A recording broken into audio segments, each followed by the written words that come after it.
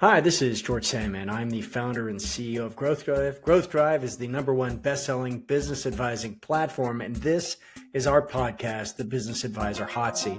Now, in the hot seat, you're going to hear from industry leaders, thought leaders, your colleagues who are going to share tips, techniques, war stories about building a thriving advisory business based on delivering client wins. We're going to get into it. We'll get into it about the Growth Drive methodology, the Clarity software, what we see out in the world, so much more than just the system. And I'm also the author of The Growth Driving Advisor, which is based on over a decade of being an advisor to advisor, working with you and your colleagues, helping them build their practices, helping them through client engagements, and it's really proven strategies for leading businesses from stuck to best in class. Check it out. So strap in. We're going to light this up. Here we go. Our guest this week is Beth LaGuardia Cooper, who's the Chief Marketing Officer with Forbes Books. And Beth and I have become good friends. Coincidentally, Forbes is here in Charleston, and Beth is our favorite thought leader for helping senior pros like you promote yourself as an authority rather than merely an expert. So, guys, Beth is about to share a lot of wisdom. I hope you enjoy it. Saddle up, strap in. Here we go. This week's episode is brought to you by Be Ready Advisors. Enhance your business advisory services with specialized exit solutions.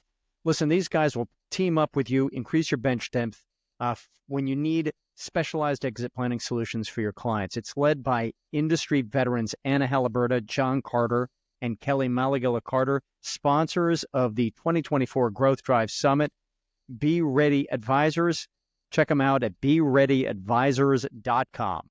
Great leaders aren't born, they're built. That's where we come in. We're Advantage, the authority company. We transform experts into authorities with our best-in-business publishing and marketing solutions. We can help you explore the power of thought leadership, own your story, bridge your brand to your target audience, forge powerful connections, grow your influence, and unlock endless possibilities to elevate your success. Get started today at theauthoritycompany.com.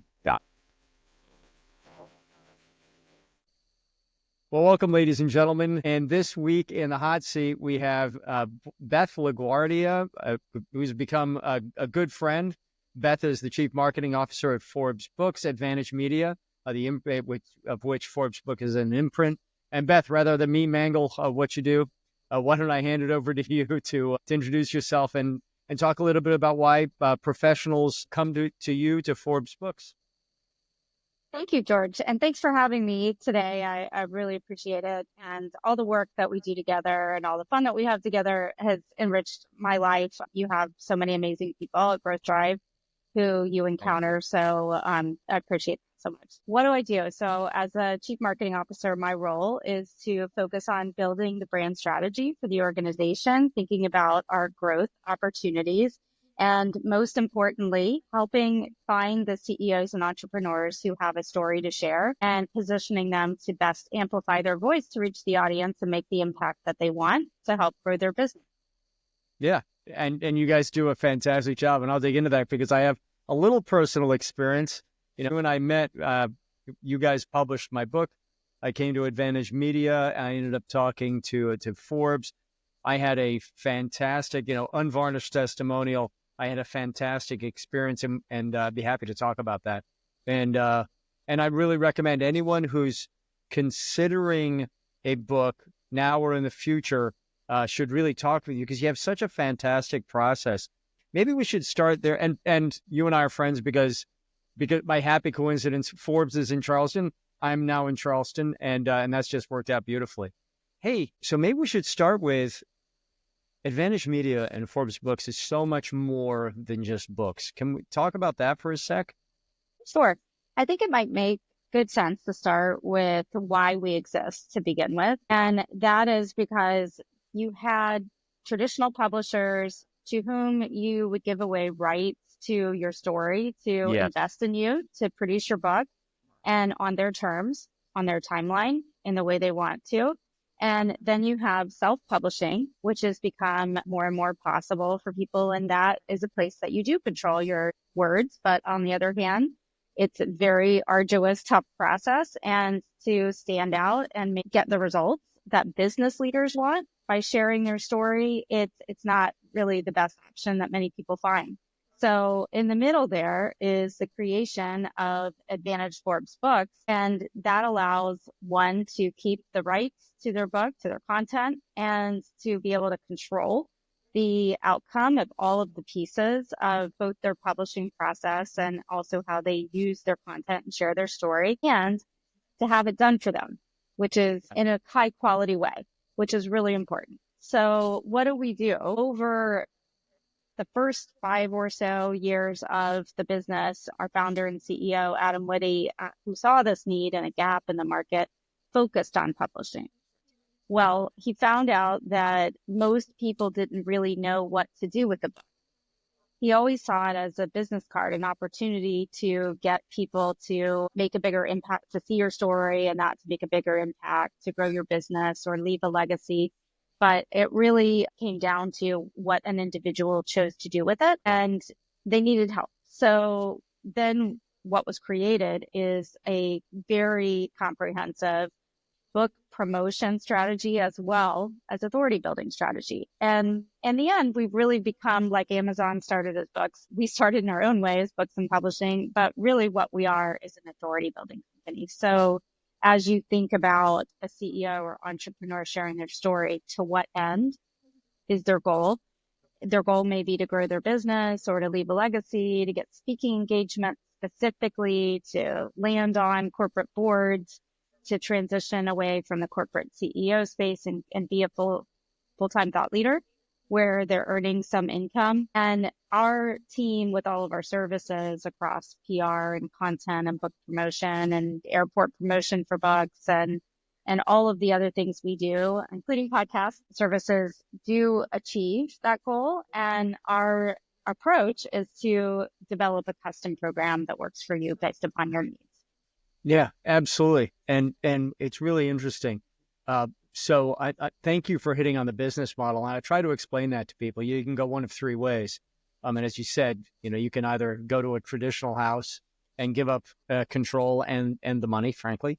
You can work with someone like you and Forbes Books and retain a lot of control and the revenue. And then you can self-publish. Now, I think what's more interesting is the process of writing a book. So I largely wrote my book, and I say largely because I have to give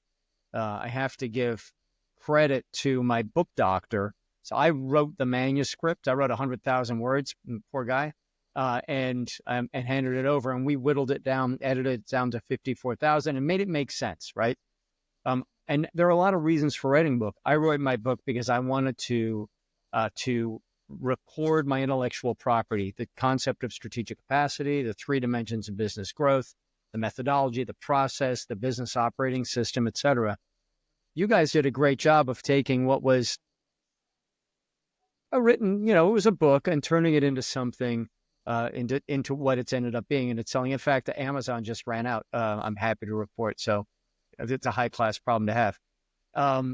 But there's you guys, it can help people on every step of the journey. Let's talk about, someone who hasn't written a manuscript, who just has an idea for a book. What does that experience look like? Yeah, George, you're the edge case, and you're probably not surprised to hear that because you're probably uniquely supreme in that way and all things you do. But 85% of business leaders who come to us do not have a book written. And really, they don't have the time to write a book, even if they had the idea for it. And so that's where we come in most cases. 15% of the time, it's someone like you who has written a manuscript, or at least partially written a manuscript.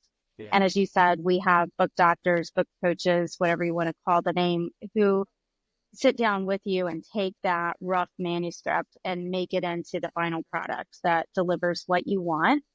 You said 100,000 words. Someone out there might be thinking 100,000 words. Okay, that's a lot. The average business book is 45,000 words. Yes. Even at 54, you must have had to cram as much as you could into what was originally, very dense. And probably book number 2. And the result is very dense too. It's not a page turner, right? It's intellectual property. Yeah. It is. And it's important to be true, authentic to what it is you're trying to accomplish. And I know your book did that. With respect to the 85%, the people who come to us with an idea, what's really neat is that we have a team of people who are, as we call them in the industry, ghostwriters, Yes. who, and this is like 85% of how books get written, business books today. So this is not putting someone in a small group of people who are not writing their book. This is the majority of how it gets done. Mhm. So the business leader sits down and essentially in a discovery process, the book architect, the book planner pulls out of them what their core ideas are, what their why is, what they're hoping to accomplish, who the audiences are, who they're trying to reach, and what they're aiming to compel them to do. And then they really dive into what is your brand? What is your voice? What are your words? All the anecdotal stories, the lessons you want to come across. Believe it or not, there's a very disciplined process by which they sit down and accomplish this. And typically, it's a series of interviews, video interviews with the author and their ghostwriter. And even that decision, who is the ghostwriter, is not one that we take lightly. It's kind of a matchmaking process. Yeah. So we sit down and discuss who is going to be right for you. What are specific characteristics of someone who you would like to work with? Do they have topical expertise? Are they a certain likeness to the profile of your audience, maybe? Are there certain things that are going to work better for you than others? And then we go through a matchmaking process to identify not only people who fit that, but people who are incredibly compelled to write your story. And then they consider themselves, which is an amazing talent, a vessel through which your words just come out in a structured book. Yeah, and it's fascinating having talked to a bunch of people who have used your ghostwriters, my colleagues. That it sounds, the finished product sounds like their voice, which is they do become a vessel. It's really astounding, and very neat. And that actually, I think that goes to the quality of the operation that you and Evan and Adam are and Renee are running, and it's super cool. I think there are 4 and counting, right? 4 and growing people in our community who have decided that they want to work with Forbes at some level, and because you do a lot more. I mean, promoting yourself as an authority. Maybe we can dive into that. Sure. The difference between promoting yourself as an authority. So you kind of have, I'm an expert. I'm a thought leader. I'm an authority, and let's talk about that for a sec. What's your perspective? Sure. We actually developed a whole framework. I don't know if we've talked about this before, George, an authority maturity. And at the kind of low end of the maturity curve, you have people who are experts. They're typically building their expertise, building their credentials, which of course we all are doing throughout our entire career these days. Yeah. But they are essentially leveling up to legitimize their expertise and become later on an authority. Then you have people who are ready to talk about, share their ideas. And typically this is a very crowded space. And we jokingly have heard this called and have adopted the term expertville. So in expertville, it's very crowded. It's tough to get your message out. And typically you're finding people who are simply providing best practices, nothing wrong with this, but how-tos and hacks in their discipline. On the other side is the group of people who we call the visionary town or visionary bill. And in that space, those are people who are really looking to change the paradigm. They're futurists. They're thinking about how whatever the way is that things are done in their discipline or in their space or largely in a societal problem that exists today, they have challenges for, and then they present their paradigms that are new and different and novel to the marketplace to get their message out. So as much as possible over the course of relationships with our members, which can exist forever, and publication can just be one component of it. It can be an earlier component, can be a later component, but we do say that a book is a great accelerator of one's credibility and authority. Yes. something that drives instant credibility to layer on top of your expertise and further your authority goals. What you're doing as you're building authority is really beginning to expand your reach and your impact and your relevance based upon everything from PR opportunities, earned media, to your own message to your community through things like podcasts, your individual blog posts, your newsletters, articles you may be writing in third-party outlets that are trusted in your space, like Entrepreneur, for example. Sure. And those are all things that take content ideation, creation, and placement. And we do all of those things. And then in addition, the amplifying of one's message through things like PR, which is a special service that we offer and have been offering for quite some time for clients who are really looking to spread their message to new places. So I think what's different that we do on the media services side is that we're not focused as much on a corporate brand or a corporate space. We're focused on the thought leader. Yes. So where I've seen us really transcend the capabilities of any other entity I've worked with in 30 years is that we're so dedicated to getting a thought leader placed and have such a track record with the relationships at all the big tier one outlets you can imagine across every platform that we have quite a good success with getting a message out there and also making it relevant to the trending news cycle, which is incredibly important to getting your message heard and breaking through. Yeah, absolutely. Absolutely. Yeah, absolutely. And it's in a complicated world. If you have an idea and stories that you want to share, and I'm thinking about several people in our community they need to share with the world, because there are a lot of things that the market can learn from these professionals.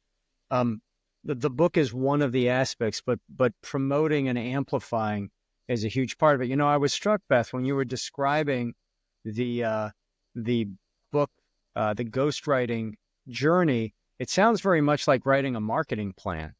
Yeah, identifying your promise. Very much so. Your audience. However many marketing plans I've written in my time, it is very much so like that. And one of the big premises of writing a marketing plan is also starting with the end in mind.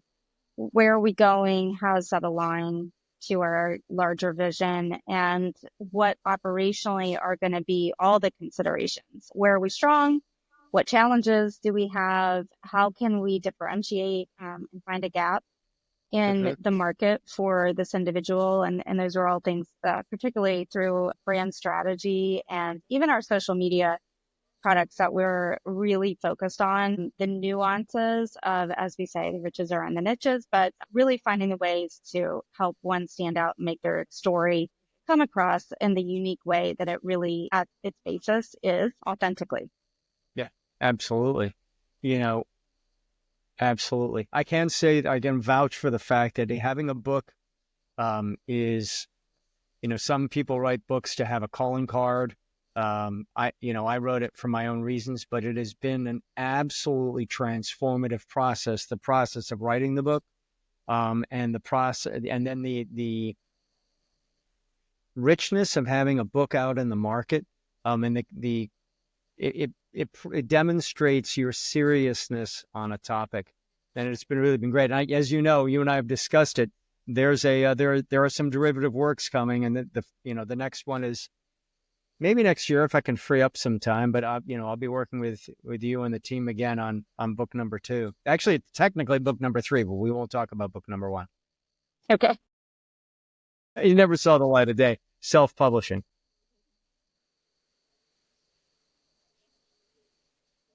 So when you came in, I'm thinking back. You guys, Forbes Books sponsored our summit. Thank you very much.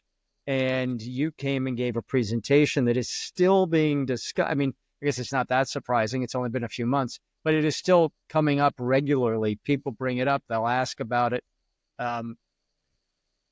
You share just for a sec with the audience what you covered in the summit, and then I'd like to pick up on that and expand on it. Sure. Well, We typically, and as I did there, really start out talking about what it means to be an authority. And that really starts with why authority is so important. And it comes down to the fact that we don't trust our media, and we're very skeptical because there's so much information and so many options out there as far as experts or solutions or brands go, that we're looking for signals to determine whether or not it's even worth putting our trust in having an initial conversation with anyone we encounter. And we want to be educated.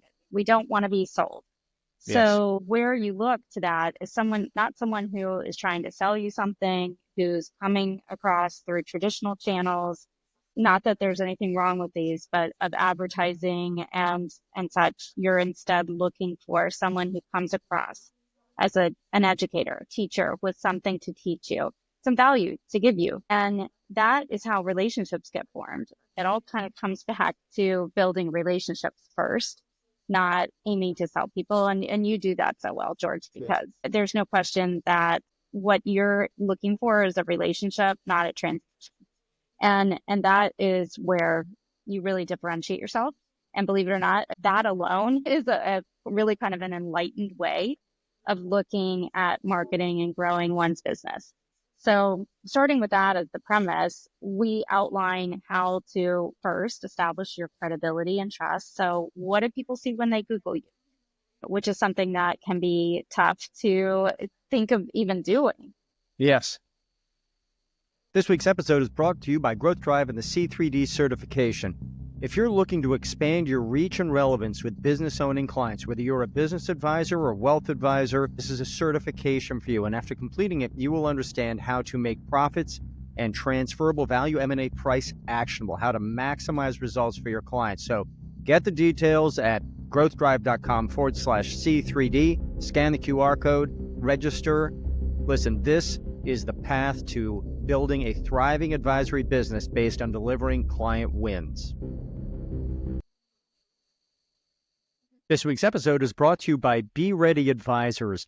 Enhance your business advisory services with specialized exit solutions.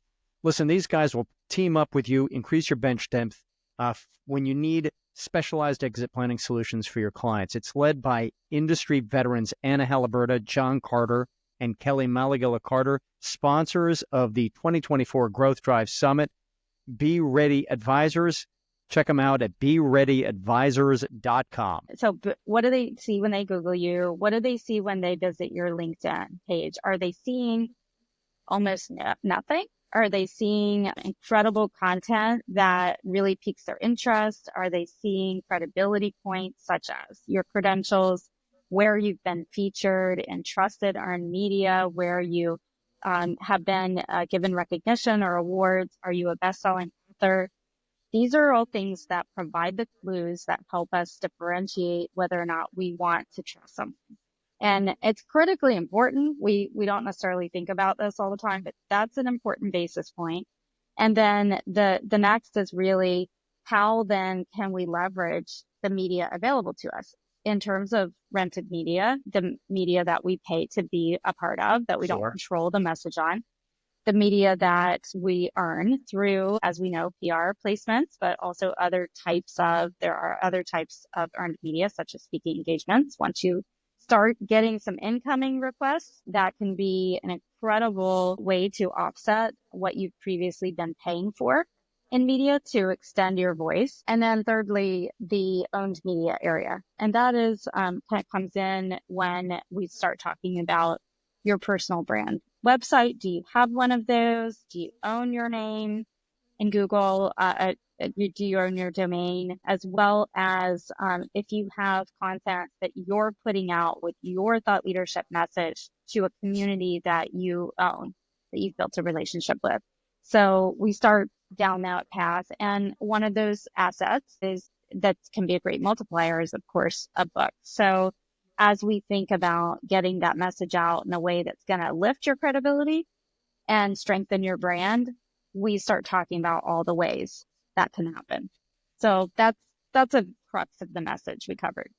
Yeah, absolutely. And it was very powerful. You know, it's interesting. A lot of people think in terms of So here I'm referring to business advisors. They think in terms of I need leads, I need to meet people, and they think it's sort of in this big volume of numbers. There's something you just said that really resonates. As business, I'm going to just talk to business advisors. Ladies and gentlemen, you do not need 1,000 leads. You do not need 100 leads. What you do need are a dozen qualified potential clients who, when they decide to look you up, can find information that's relevant to them, can see you as someone they can trust, someone who has, I'll use the word, authority. And they come to your LinkedIn profile and it reads, it is interesting, right? It is interesting to read. You guys provide a great service in that department. So then this goes to, all of the things. The book is one aspect of getting yourself out there in a way that when someone says, I might want to hire, let's pick on someone, Barry Goodman, they can, in just a few moments, can get very comfortable that Barry is a serious player and the kind of person with whom they might want to at least have a consultation. That's the name of the game. It's not 100. It's 5, 10, 12. I mean, you guys do a great job of making that happen. Yeah, thank you. I would love to talk about ROI. That's another thing that Yes. What is the type of result one can expect from this? And one other thing that we had talked about at the event, which is usually a homework eye opener for people, is a suggestion that we make to make a list of 50 people who are influential to you in your space. And those might be people you have a relationship with today, and that could be partners, or it could be customers, or it could be someone in your broader network from your alumni group in college. It could be a lot of different places, and likely what you're looking for, people who would help to further your brand credibility and extend your reach to other places. And then we think about the strategies of how to leverage that brand by association. Yeah. How do you take best advantage of that in a way that is a win-win for you and the other party? So that's another avenue. The ROI, I will give you a little bit of a story from last week. So I was in Phoenix on Wednesday through Friday last week at the Chief Executive Conference Leadership Forum. And one of our authors lives in Scottsdale, came over just to have coffee with us.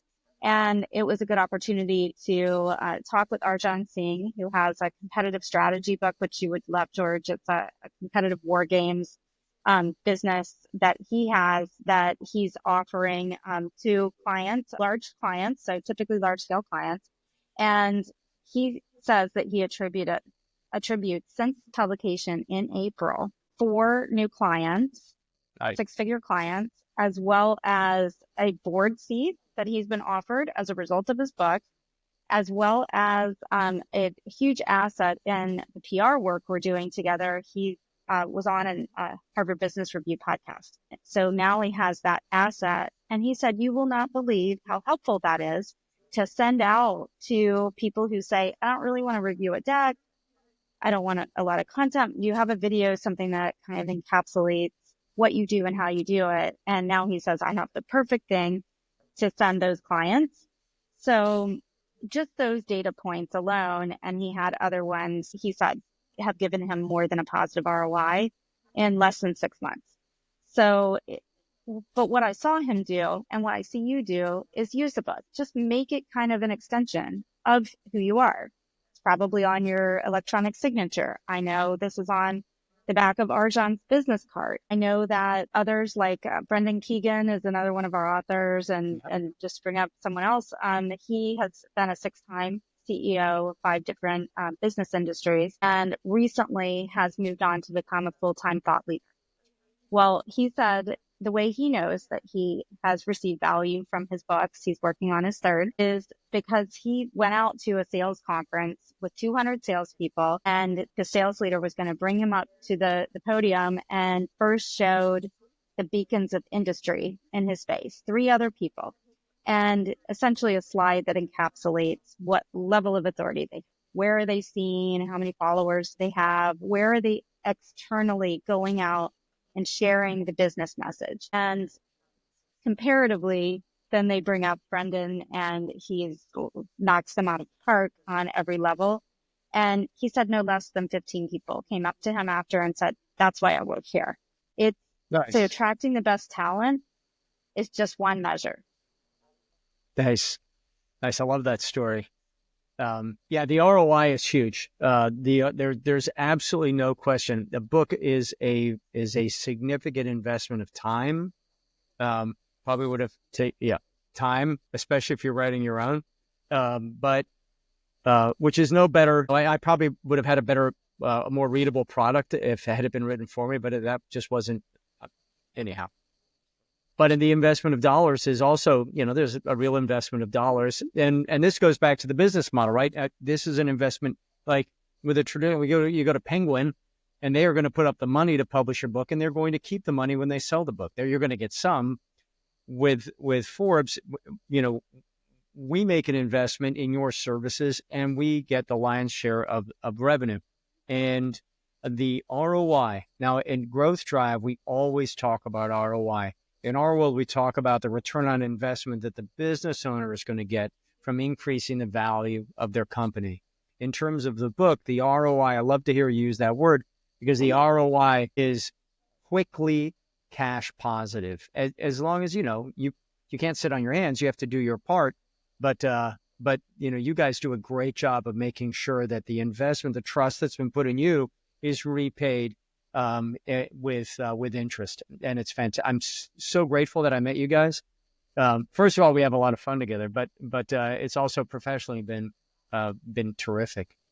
The funnest thing for me is supporting our authors, attending their events, being a part of what they do, and frankly, being able to immerse in their environment where they're meeting with clients and being a part of their events and seeing them in their natural habitat helps us to be more effective in working together. I feel like every time I go out to meet with a member, or a member comes to meet with us, even in person, and not that anything is wrong with video, but establishing that relationship on a deeper level when there's nothing at stake. We're not working on specifically our work together or negotiating or transacting something together. We're just serving each other and providing value, is where we get inspired about how we can do something transformational together.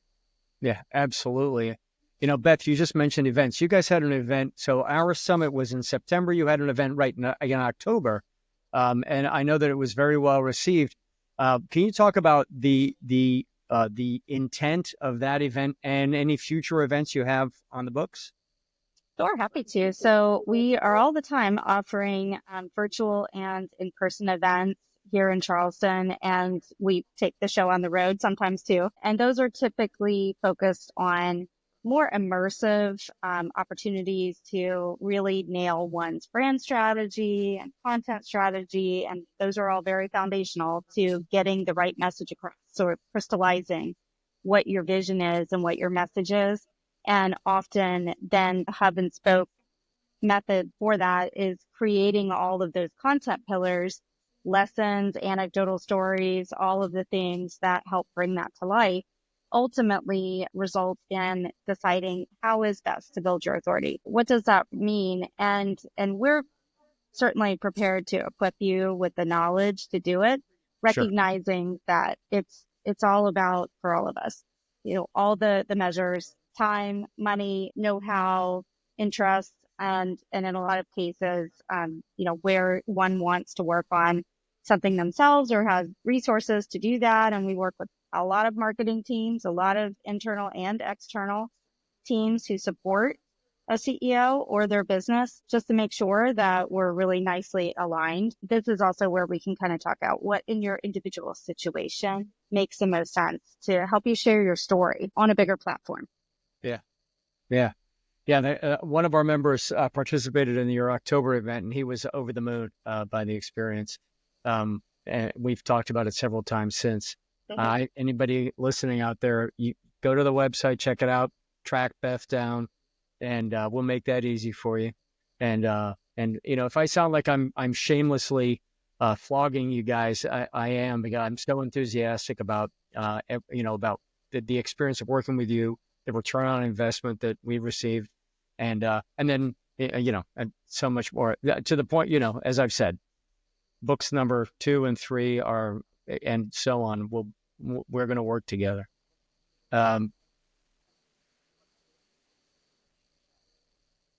You are separate from the Forbes organization itself, right? You guys you license the brand, but you're also very close. Even though you're not part of the same company, you guys are very close with Forbes and touch some of those assets, and that's something that's probably a topic for another conversation. But very powerful brand, has done a great job of maintaining itself in the market. So what does Forbes Books have coming down the road? What's the future look like? Well, like you, I can't divulge everything on the spot, but we are very close to expanding our brand by association, put it that way, with Great. some new partnerships. We recently launched, I can talk about this, a partnership with a gentleman, 12-time best-selling author. You might know his name from Sports Illustrated writing, Don Yeager. Don has told the story. He's really a master in the art of storytelling. He probably speaks 60 times a year, keynote speaker at events, and he's a master at helping and we're talking legends like, Michael Jordan, Coach K, people like that, no names who, like us, have a story to tell. And he sits down with them and really helps to elevate their message and really weave the story together, create that golden thread that's just going to be like super elevated. So we are partnered to help to tell more stories. So he says he doesn't have the time to write more than a couple stories a year. And what his view is, he found in us a place to work with to help drive those great stories to get those messages put together and in a high quality way that he would do. And of course, he'll add his Midas touch to those. And we're working together. And we have a few other things in the works, but lots of events. And, we'd love to also say that we do a lot of work individually. So the process that we have is to sit down individually with an author and really spend some deep time developing what we call a blueprint for their authority, which is super low risk on behalf of the person. And that can serve as a great plan for moving forward if we choose to do that. And if not, it's really a fully intact deliverable to help one understand what it takes to build their authority through a book, through other means, and to essentially take the best minds and thinking about this every day and put them to work to create a plan for you that will work. Yeah. Yeah, it's funny. We advocate something very similar, which is, sit down when you meet a client, sit down and have a deep conversation with them about where they want to go, what they, how their business is going to help them fulfill their life, and then, plan back to today. And you guys do something similar with, what does it look like when someone starts working with you? What's the first thing they'll experience? The first thing we do is we'll, of course, educate a little bit more deeply about what the process looks like, but most of the time is listening. So tell us why, in your mind, you felt compelled to have this conversation, and let's understand what your story is. What are you trying to accomplish? How does this fit in with your larger vision for your career, your business, or whatever the reason is that you're here? And by the way, that's usually 3 things. So either you're looking to legitimize yourself and grow your business, or you're looking to build a thought leadership following. So maybe you're transitioning away from your corporate career and moving on to becoming, hopefully in the future, a full-time thought leader, and possibly be on boards and on a speaking circuit, etc. And then the final would be more of a legacy. So I'm not looking to accomplish anything else for me, but I am looking to give back and share my experience and wisdom with a future generation. It's fascinating because when I think about business owners who are exiting their business, they're very often one of the psychological hurdles they need to overcome is what does my life look like? What am I going to get? How am I going to get fulfillment? And you've just described 2 of the biggest emotional motivators. How do I give back? How do I share? And how do I ensure my legacy, the legacy of my life's work, which is typically not an ego thing. It's, we've created something good and I want to make sure the world continues to benefit from it. That's fascinating, Beth. We have a webinar coming up, you and I, on November 20th, Right. which is going to be fun. We'll pick up on these topics. And listen, it's hard to believe we've been talking for almost 40 minutes. As usual, time flies. Anything you want to add in closing? Well, the last point that you made about this is not ego driven, this is how do I give back, is a really important one, because people tend to think, oh, this is going to be all about my ego. And it really is almost never about the ego. It's about making an impact and sharing one's message to help transform other people's lives in some way, shape, or form. And so there, I think, is the concern, as well as the feeling that, well, who's going to want to hear my message? Is it really that important? Does it stand out from other people? And I guarantee you that 99% of the time, people are surprised at how much it does really come to a final product that does both transform other people's lives and reflect impact, not ego. So I really would encourage anybody who's interested in exploring it to look into a webinar that we might offer, or possibly just give us a call or check into our website and submit your name to find out a little bit more, or talk to George, because there's no one says it better than our members. We would rather, somebody else say what we could say, but not with the same impact. So thank you, George. Yeah, thank you, Beth. As I always say, listen, the first call is free, but, having a conversation with you guys is a very low risk. And what the heck do you have to lose, right? If you've been scratching your head about whether or not writing a book, promoting yourself, promoting your authority on a topic is worthwhile, have a conversation. You don't have anything to lose. And, you will definitely, I can tell you, working with this team, you will definitely learn something of value. You'll have one golden nugget you'll take away from that meeting, even if you decide that a book isn't for you. It's you guys, Beth, you're on a tight ship, and that's why I'm such an unabashed fan. So thank you very much. Thank you, George. Hey, thank you for having me. Absolutely. And I'll talk to you very soon. All right. Hi, this is George. Thanks for listening. If you like what you heard, you can subscribe, like, and please take 2 seconds to leave a review. It tells the world that you like what we're doing, and it helps us understand how we can improve the show. Thank you, and see you next time.